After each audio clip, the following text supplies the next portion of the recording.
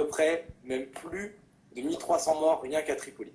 Donc c'est une situation très grave et je pense que c'est une première dans l'histoire de la Libye avec un tel bain de sang, sinon ce qu'avaient fait les Italiens au début du siècle dernier. Voilà, je te passe la parole Thierry. Il faut comprendre la situation là. La ville de Tripoli est attaquée par l'OTAN.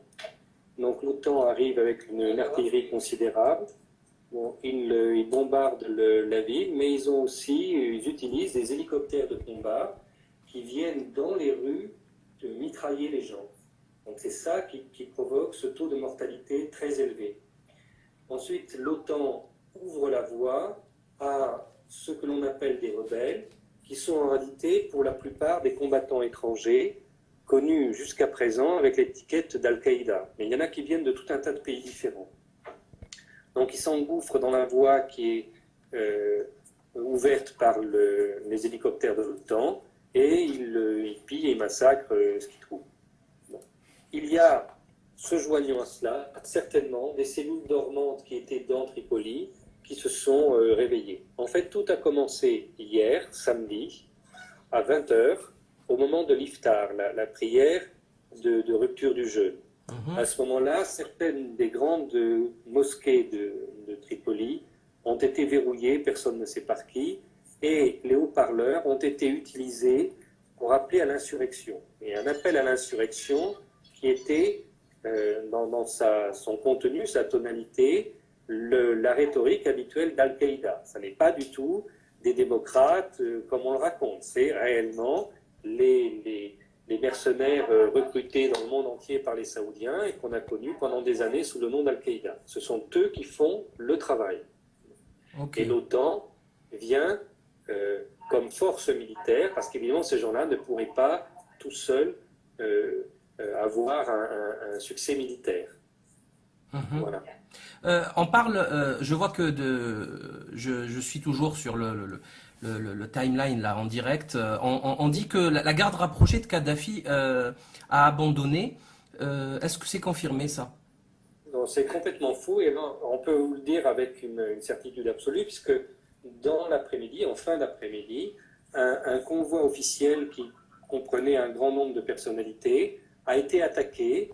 Et ce convoi s'est réfugié dans l'hôtel où nous nous trouvons. Alors pourquoi il s'est réfugié là? Parce que c'est là que se trouve la presse internationale, et donc ils savent que cet hôtel ne sera pas bombardé. Exactement. Donc l'hôtel dans lequel nous nous trouvons est actuellement totalement encerclé. Il y a eu des combats très très durs pendant 2 heures là, en début de soirée.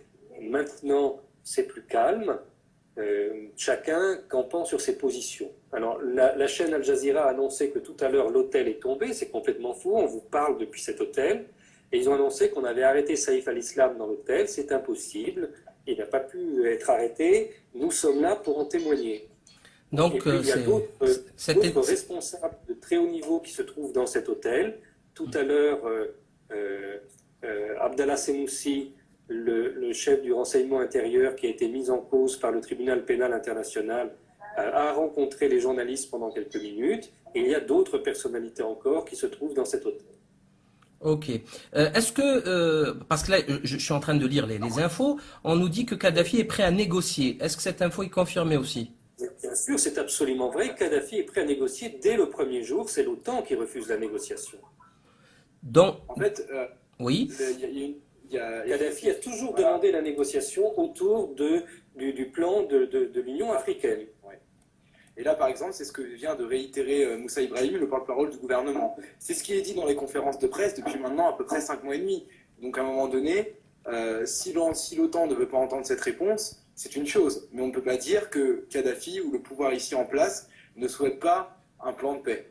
En fait, je parle d'une négociation due à cette journée précise, à l'aggravation de la situation. Il n'y a pas de modification de la position des autorités. C'est ça. Il ne peut plus y en avoir, hein, parce qu'après un bain de sang comme ça, si vous voulez, aucun recul n'est psychologiquement possible. On a remarqué dans les médias occidentaux qu'il y avait une expression qui revenait très très souvent, c'était la foule en liesse avec les rebelles. Et c'est ce qui revient là, hein, les rebelles. Alors, soyez clairs, hein. Il y a actuellement, bon, alors, peut-être qu'à Kadhafi, qu'à Benghazi, il y a des gens anti-Kadhafi qui ont soutenu ce qu'on appelle les rebelles, c'est possible. Moi, je n'ai pas été à Benghazi, je ne peux pas vous dire. Mais dans Tripoli, il n'y a pas de foule en liesse, c'est tout à fait autre chose. La population tripolitaine se barricade chez elle pour essayer de ne pas se faire tuer. Et les gens qui sont dans la rue sont là pour se battre, pour défendre le pays qui est attaqué par l'OTAN et absolument pas par des rebelles. Les rebelles viennent derrière l'OTAN. Je répète, les rebelles sont derrière l'OTAN. C'est l'OTAN qui fait l'action militaire. Donc si on peut confirmer maintenant que les 1300 morts ne peuvent pas venir des troupes de Kadhafi, mais bien de l'OTAN, puisqu'on est à Tripoli. On est à Tripoli. Ces 1300 morts sont dus à l'action conjuguée des forces françaises et britanniques qui viennent de renouer avec leur passé colonial. C'est ce qu'on appelle un massacre. Alors, moi, je me pose une question et j'aimerais avoir votre réponse. Même si le régime tombait et que